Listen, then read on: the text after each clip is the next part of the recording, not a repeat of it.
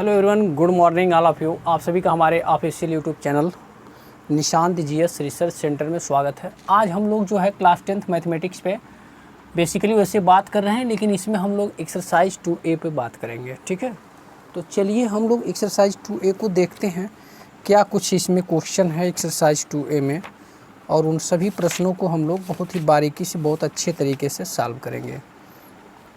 देखिए 2A exercise जो है पॉलिनोमियल से बहुपद है और ये अध्याय 2 से शुरू होता है। तो कुछ इसमें फिगर दिया गया है, जैसे ये पूछा है कि यदि f(x) के लिए y बराबर f(x) के लिए ग्राफ दिया गया है और प्रत्येक ग्राफ में f(x) के शून्यांकों की संख्या ज्ञात करने के लिए बोला। देखिए अगर मैं पहले ग्राफ का बात करूं तो कुछ इस तरह से x और x डैश और यहाँ ऊपर साइड में एरो लगा के y और y डैश है। तो आपको इसमें करना क्या है, ये देखना है कि ये जो रेखा है x एक्सिस पे कितने पॉइंट पे टच कर रहा है।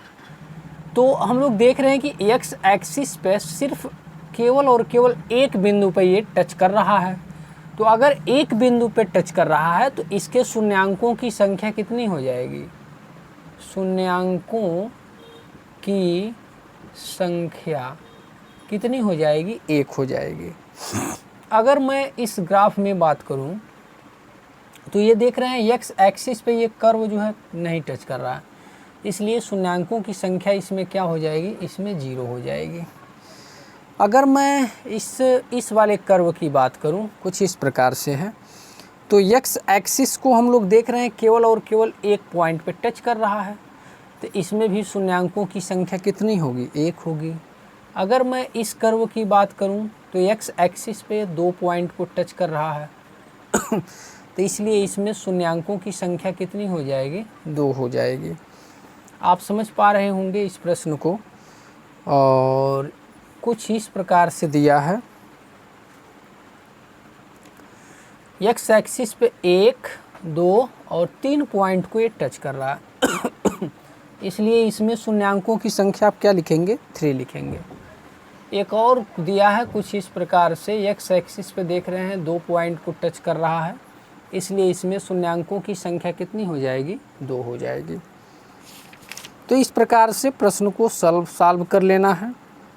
अब आपका यहीं पे जो है एक्सरसाइज 2A समाप्त हो जाता है। अब हम लोग प्रश्न एक्सरसाइज 2B पे चलते हैं। तो एक्सरसाइज 2B में क्या बोल रहा है अब आगे आपको मैं बताता हूँ। जो लोग हमारे इस YouTube चैनल पर नए हैं, कृपया उन लोगों से रिक्वेस्ट है इस चैनल को सब्सक्राइब कर लें और इस वीडियो को ज़्यादा से ज़्यादा शेयर करें, ताकि सब्सक्राइब करने से आपको ये फ़ायदा है, आप हमारे फैमिली का सदस्य हो जाएंगे और जो भी वीडियो मैं अपलोड करूँगा आपको तुरंत प्राप्त हो जाएगा। तो चलिए बनते हैं अगले प्रश्न पे। देखिए सेकंड प्रश्न में ये बोला गया है, यहाँ पे दिया है एक quadratic equation x² - 2x - 8। Exercise 2B का मैं फर्स्ट क्वेश्चन आपके पास यहाँ पे बोर्ड पे दिखा रहा हूँ। इसमें ये लिखा है शून्यांक ज्ञात कीजिए और शून्यांकों के बीच गुणांकों के बीच संबंध स्थापित कीजिए। तो सबसे पहले आप समझ लीजिए, मैं आपको अच्छे तरीके से बता देता हूँ कि देखिए ये द्विघात जो समीकरण होता है, द्विघात समीकरण, तो प्यारे बच्चों द्विघात समीकरण हमेशा ax² + bx + c = 0 के रूप में होता है। अगर कहीं आपको समीकरण इस फॉर्मेट में दिख रहा है तो समझ जाइए ये क्वाड्रेटिक इक्वेशन है। अगर यह द्विघात समीकरण है तो इसमें x के 2 मान आते हैं, इसे आप हल करेंगे तो x के 2 मान मिलेंगे, ठीक है ना। और दूसरी बात, इसमें जो मूलों का योग होता है, अगर मान लिया जाए, माना इस द्विघात समीकरण के मूल अल्फ़ा व बीटा हैं, तो हमेशा इस बात को याद रखिएगा जो मूलों का योगफल होता है वो -b/a होता है। यहाँ पे देखिए यह जो b होता है वह x का गुणांक होता है। b जो है आपका क्या है? x का गुणांक है, देख रहे हैं ना, x के बगल में है, ठीक। तो यहाँ पे आपको माइनस लिखना पड़ेगा, x² - bx + c। अब देखिए अब अगला होता है अल्फ़ा × बीटा, यानी मूलों का गुणनफल इसे कहते हैं। अगर मेरा पहला मूल अल्फ़ा है, दूसरा बीटा है, तो मूलों का यह योगफल, दोनों को जोड़ दीजिए तो योगफल हो गया। तो आपका ये सूत्र बनता है माइनस एक्स का गुणांक बटे एक्स स्क्वायर का गुणांक। प्यारे बच्चों, गुणांक क्या होता है? तो जो एक्स के बगल में है वही उसका गुणांक होता है, और जो एक्स स्क्वायर के बगल में हो उसका गुणांक होता है। तो मूलों का गुणनफल होता है सी बाई ए। यहाँ पे जो सी होता है कांस्टेंट टर्म होता है, अर्थात अचर पद होता है। एक क्या है? तो वह एक्स स्क्वायर का क्या है? कोफिशिएंट है। ये बात आप समझ पा रहे हैं? चलिए, बहुत अच्छा। अब देखिए इसके आगे हम लोग क्या करेंगे, ये आपको लगाना नहीं है, इस प्रश्न का ये सॉल्यूशन नहीं है, ठीक है? तो इसे आप नोट डाउन कहीं किनारे कर लीजिएगा, यह एक तरह से आपके लिए हेल्प करेगा आगे जब मैं प्रश्न बताऊंगा। तो इन सब बातों को हमेशा याद रखिएगा। द्विघात समीकरण में दो मूल होते हैं, alpha plus beta, alpha into beta, और इनका वैल्यू मैंने आपके पास लिख दिया। चलिए, कोई बात नहीं। अब ये जो समीकरण है, इस समीकरण को हम लोग हल करेंगे। तो देखिए, समीकरण को जब हल करेंगे तो देखिए कैसे मिलेगा। एक्स स्क्वायर माइनस 4 दूना 8 होता है, और 4 में से 2 हम लोग घटाएंगे तो 2 आ जाएगा, और 4 में 2 का गुणा करेंगे तो ये 8 आ जाएगा। एक्स लिख दीजिए माइनस सेट, तो एक्स स्क्वायर माइनस 4x और ये प्लस 2x माइनस सेट कैसे हुआ? तो आप अच्छे से समझिए। ये माइनस के साथ 4 मिल के एक्स का गुणा हो गया है, ये माइनस के साथ इस माइनस में गुणा प्लस, और 2 का एक्स में गुणा हो गया, ठीक है? बहुत अच्छा। तो एक्स कामन कर लेते हैं इन दोनों में, तो एक्स माइनस 4 आएगा, प्लस 2 कामन कर लेते हैं तो एक्स माइनस 4 आएगा। अब एक्स माइनस 4 को बाहर कर लेते हैं और एक्स प्लस 2 यहाँ पर कर लेते हैं, ठीक है? तो अब देखिए यहाँ से क्या मान मिला, यहाँ से हमारे पास 2 मान मिल गया। एक्स माइनस 4 बराबर 0, तो एक्स बराबर एक क्या मिल गया? 4 आ गया। और एक बार एक्स प्लस 2 बराबर 0, तो एक्स बराबर क्या आ गया? -2 आ गया। अब इसमें हम लोग सत्यता की जांच करेंगे। सत्यता की जांच कैसे करेंगे? तो ये आपको बता देता हूँ। सत्यता की जांच, तो सत्यता की जब जांच करेंगे तो अल्फ़ा और बीटा आना चाहिए -b/a के हिसाब से। मूलों को जोड़िए। चलिए देख लेते हैं क्या होता है वैसे।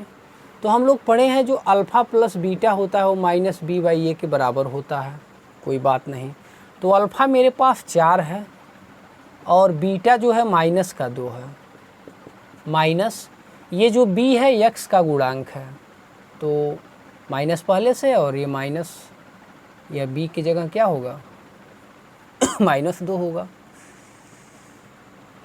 और a आपका क्या है? तो a आपका है एक्स स्क्वायर का गुणांक, तो एक्स स्क्वायर का गुणांक क्या है? यहाँ पे 1 है। तो 4 -2 होगा, और इधर 2/1, अर्थात 2 बराबर किसके आ गया? 2 के। तो इस तरीके से अल्फ़ा प्लस बीटा तो एक तरह से सही आ रहा है। अल्फ़ा इंटू बीटा को चेक कर लेते हैं। तो अल्फ़ा इंटू बीटा क्या आना चाहिए? c/a के बराबर आना चाहिए। तो अल्फ़ा है 4 और बीटा है -2, तो इधर 4 और -2 मल्टीप्लाई हो जाएगा। इधर c देखिए क्या है? c जो है माइनस का 8 है, और a क्या है? 1 है। तो इधर देखिए -8, और इधर भी क्या आ गया? -8। तो ये सवाल इस तरीके से हम लोग आएंगे। तो आपको इससे सीखने के लिए क्या मिला बच्चों? जो भी हमारा ये समीकरण दिया रहेगा, सबसे पहले उसका हम लोग गुणनखंड करेंगे। गुणनखंड करने के बाद जो x के 2 मान मिलेंगे वही हमारे अल्फ़ा और बीटा होते हैं। अब यह जो अल्फ़ा और बीटा हैं इनको उठा करके इन सूत्रों में रख देना है। जैसे द्विघात समीकरण में जो अल्फ़ा प्लस बीटा होता है -b/a, अल्फ़ा इंटू बीटा होता है c/a। सत्यता की जांच, जब ये आपका अल्फ़ा बीटा मिल गया तो उसी में ले जा करके सत्यता का जांच कर दीजिए, जैसे मैंने इसको किया। बस यही प्रश्न आपको लगाना है। तो इस तरीके से पहले के 2 और सवाल हैं, मैं मान निकाल लेता हूँ, आप लोग सत्यता की जांच कर लेंगे। चलिए आगे बढ़ते हैं।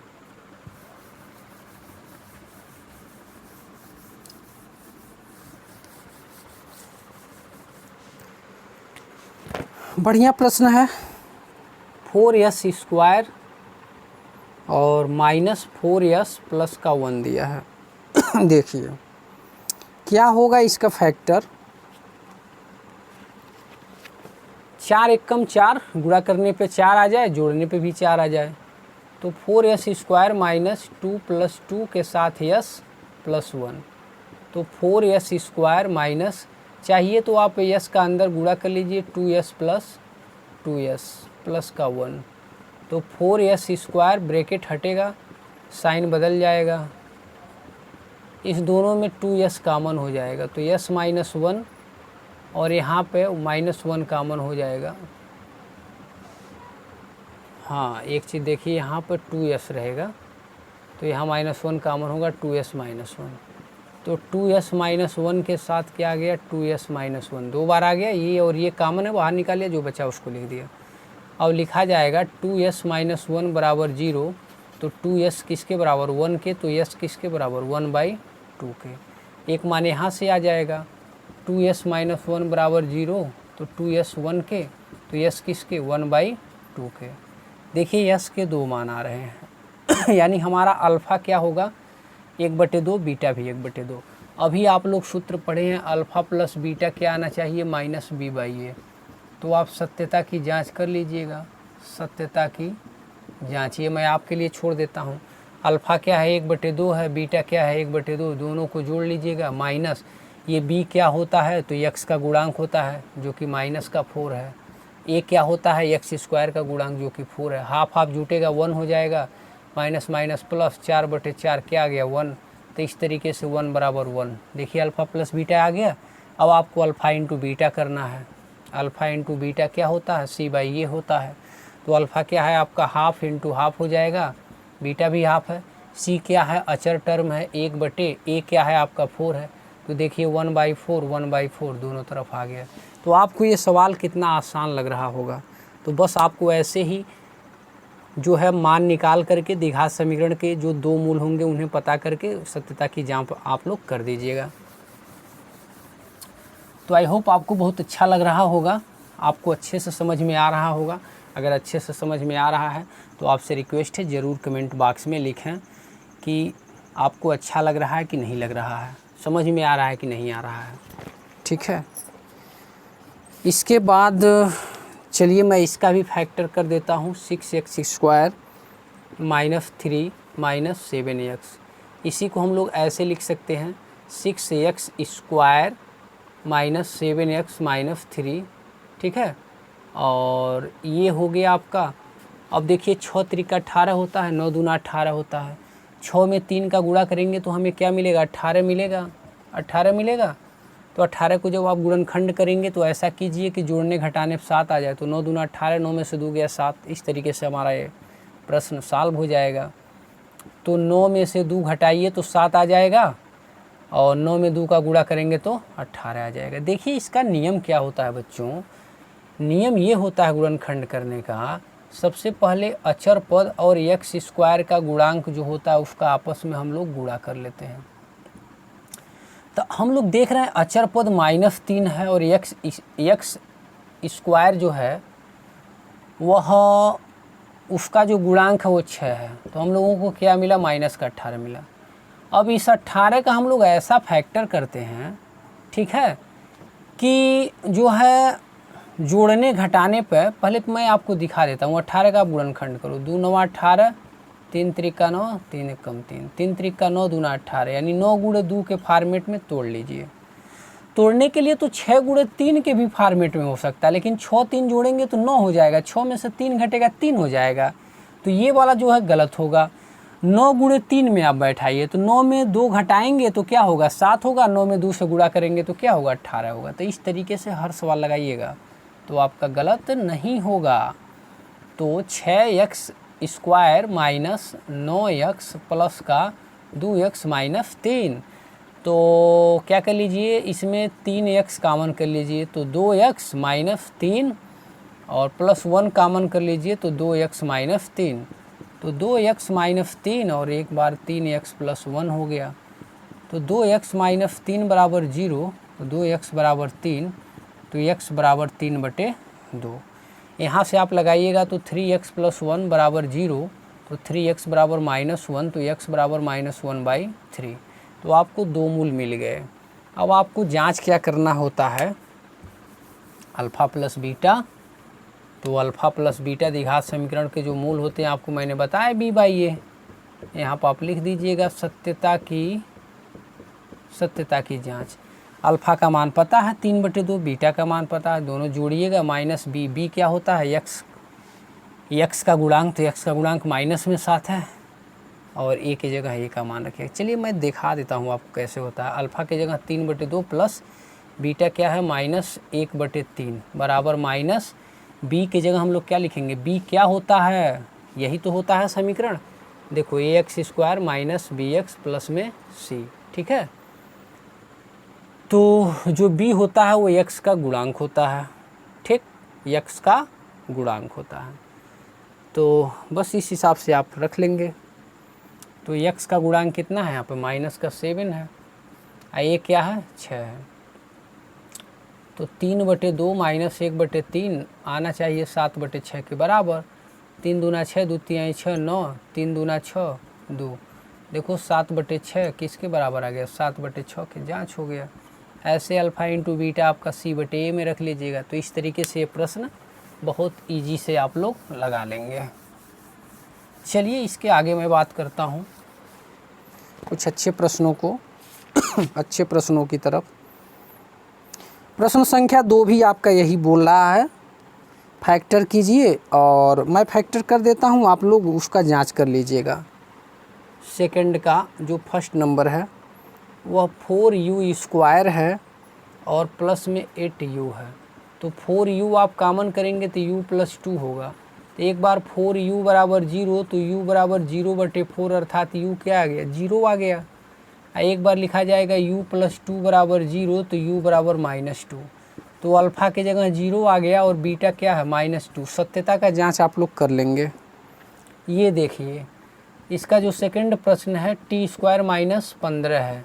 तो t² माइनस √15 का स्क्वायर, तो आप जानते हैं ये स्क्वायर माइनस b² होता है, a + b, और क्या होता है ये -b। तो आइए देखते हैं। तो t + √15 हो जाएगा और t - √15, तो लिखा जाएगा t + √15 बराबर 0, तो t बराबर -√15। यहाँ से t - √15 बराबर 0, तो t बराबर √15। तो अल्फ़ा आपका हो जाएगा -√15 और बीटा हो जाएगा √15। तो आप लोग सत्यता का जांच यहाँ से कर लेंगे। चलिए इसका मैं थर्ड प्रश्न लेता हूँ।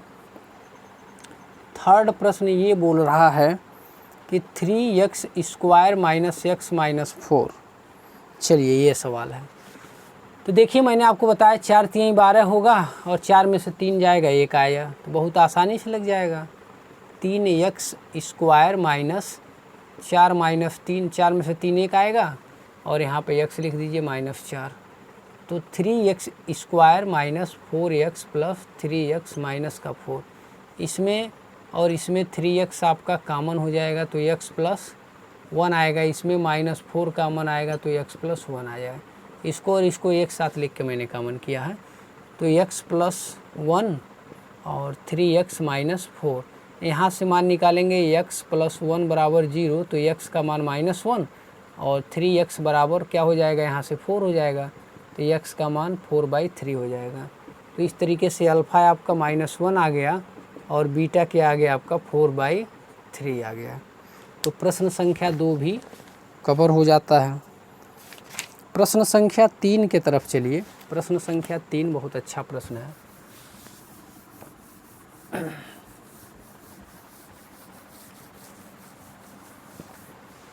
जो थर्ड नंबर का प्रश्न है वो ये कह रहा है लेम्डा का मान बताना है। देखिए 2x² + 3x + लेम्डा कह रहा है, इसका एक शून्यक 1/2 है। तो आपको कुछ नहीं करना होता है। अगर इसका शून्यक 1/2 है अर्थात x का मान 1/2, इसी में रखने पर x का मान 1/2 रखने पर देखो जो शून्यक होता है वही x का मान होता है। तो x का यहाँ पर मान क्या हो जाएगा 1/2, यहाँ पर रख दीजिए। तो 2 और 1/2 का स्क्वायर प्लस 3 1/2 और प्लस लेम्डा बराबर 0। 0 करेंगे तभी लेम्डा का मान आएगा। 1/2 का स्क्वायर 1/4 होगा, प्लस 3 1/2 करेंगे मल्टीप्लाइड, नीचे 2 हो जाएगा, प्लस लेम्डा बराबर 0। देखिए 1/2 प्लस 3/2 एक साथ ले लो, प्लस लेम्डा बराबर 0। तो 3 1 4/2 करोगे तो 2 आएगा, 2 प्लस लेम्डा बराबर 0, इसलिए लेम्डा बराबर क्या आ गया -2। तो ये इस प्रश्न का सही हल है।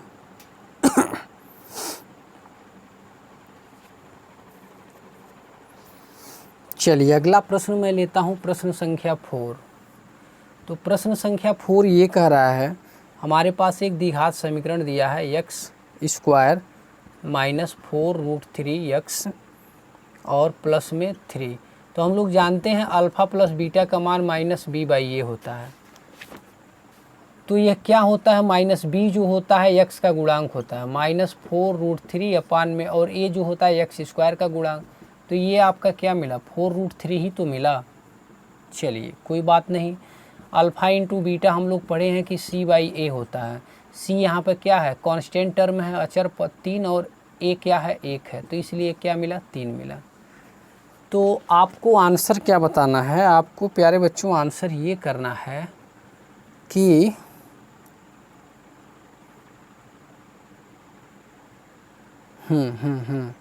आपको आंसर ये करना है, अल्फ़ा प्लस बीटा में से अल्फ़ा माइनस बीटा घटाना है, क्या आएगा।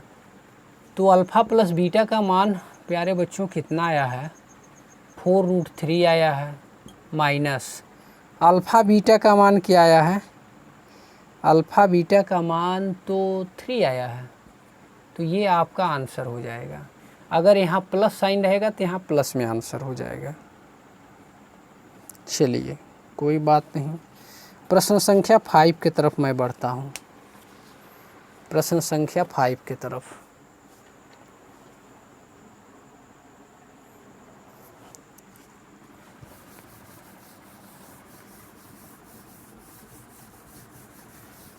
हाँ, आप लोग एक काम ज़रूर कीजिए, वीडियो को ज़्यादा से ज़्यादा शेयर कीजिए, ज़्यादा से ज़्यादा लाइक कीजिए और चैनल को ज़रूर सब्सक्राइब कीजिए।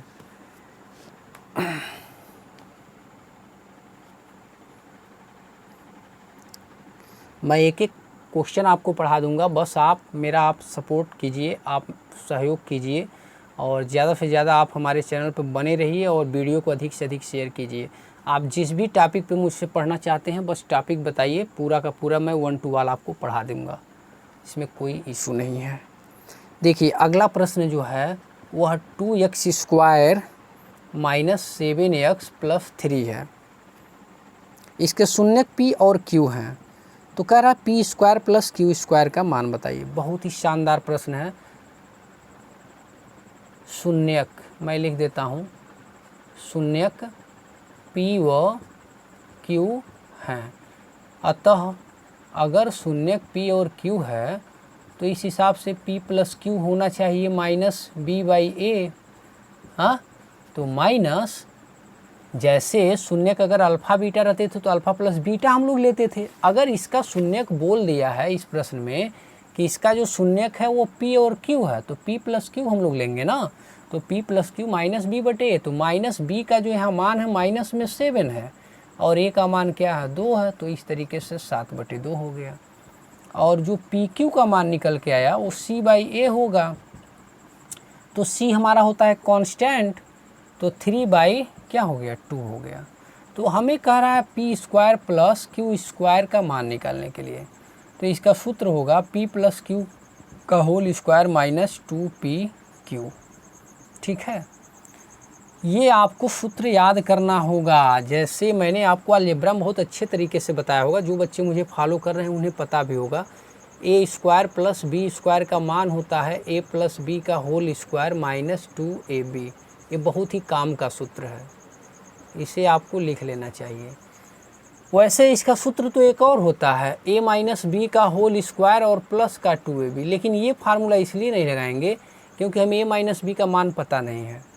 अर्थात p माइनस क्यू, अगर p माइनस क्यू का स्क्वायर प्लस 2pq भी हम लिख सकते थे, लेकिन p माइनस क्यू का मान हमें पता नहीं है। तो इसका मान पता है, तो 7/2 का स्क्वायर माइनस 2 और pq का मान 3/2 है। कट गया, तो जब कट गया तो 7 सते 49/4 माइनस 3, तो 49 माइनस 4 तिहाई 12/4, तो 9 में से 2 गया 7, 4 में से 37/4 इसका क्या आएगा, आंसर आएगा। प्रश्न संख्या 6 पे मैं बात करता हूँ।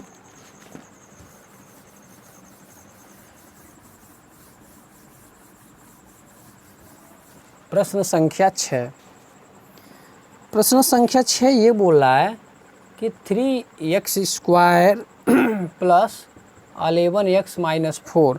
कह रहा इसके शून्यक यम और यन है। बहुत ही शानदार, शून्यक पहले ही बोल दिया, शून्यांक यम व यन है। अगर यम और यन है तो यम प्लस यन का मान होगा -b/a।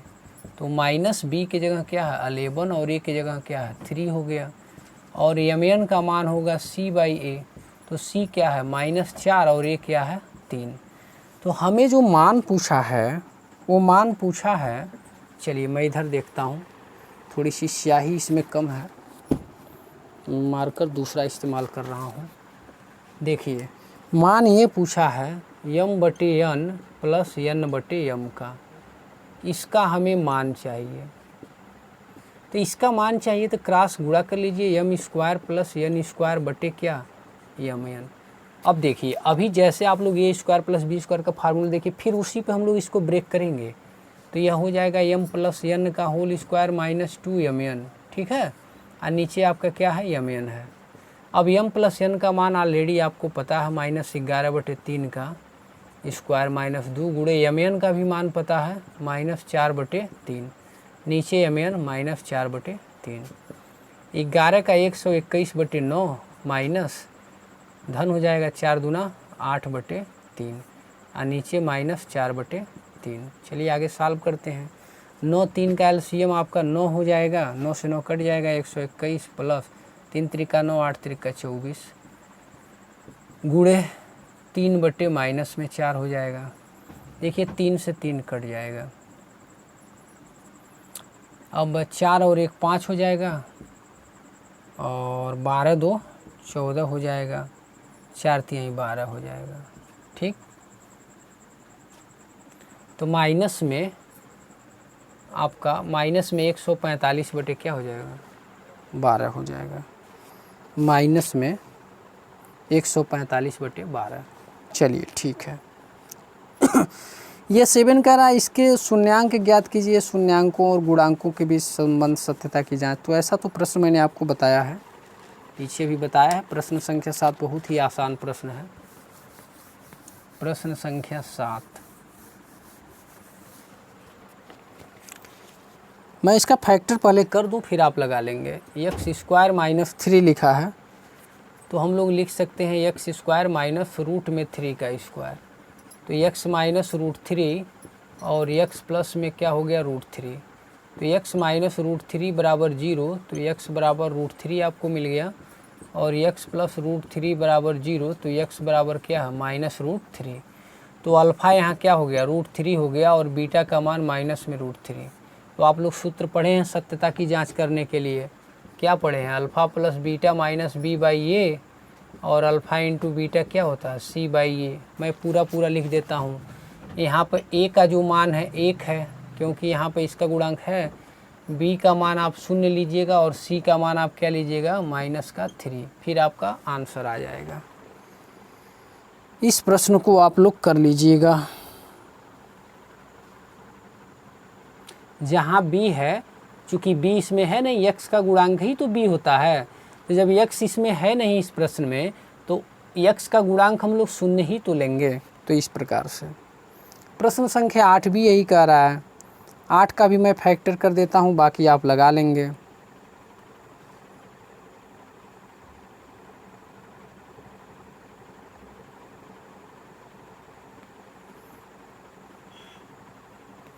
चलिए देखिए प्रश्न संख्या 8,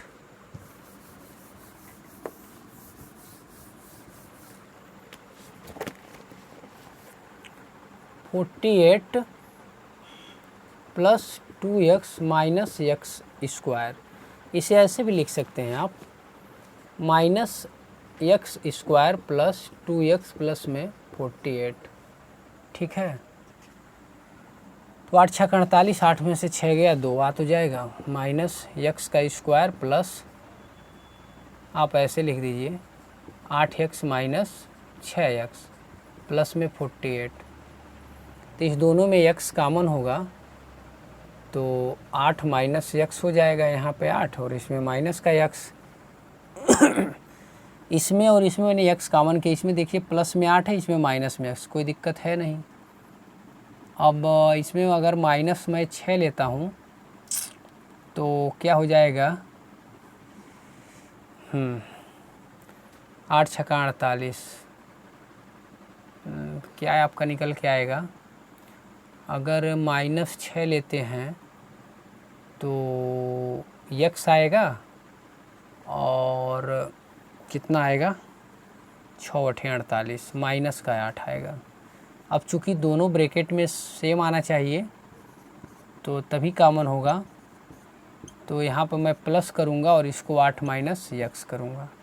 तो 8 - यक्स पहले मैं लिख लेता हूँ और यक्स + 6 लिख लेता हूँ। तो 8 - यक्स बराबर 0, तो 8 किसके बराबर, यक्स के बराबर आ जाता है। और एक बार लिखेंगे यक्स + 6 बराबर 0, तो यक्स बराबर -6। तो अब मूलों की सत्यता की जांच कैसे करेंगे, वही तो बोल रहा है प्रश्न संख्या 8 में। ये प्रश्न संख्या 8 है।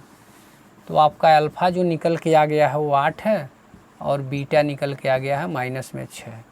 तो सूत्र आपके सामने है -b/a। अल्फ़ा का मान पता है, बीटा का मान -b जो आपको इसमें दिख रहा है 2 दिख रहा है, a दिख रहा है -1, -8 में 6 गया 2, देखिए इधर भी आ गया 2। तो इस प्रकार से हम लोग जांच कर लेते हैं सत्यता की जांच। ऐसे अल्फ़ा बीटा बराबर c/a जांच कर लीजिए। अल्फ़ा क्या है, 8 है, ये -6 है, और c क्या है, 48 है, नीचे a क्या है, a क्या है, -1 है, क्योंकि a क्या होता है, x² का गुणांक मैं यहाँ लिख भी देता हूँ।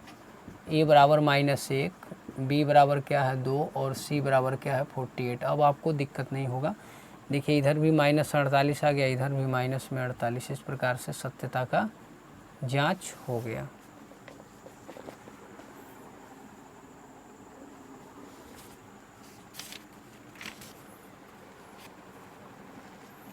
प्रश्न संख्या 9 ये बोला है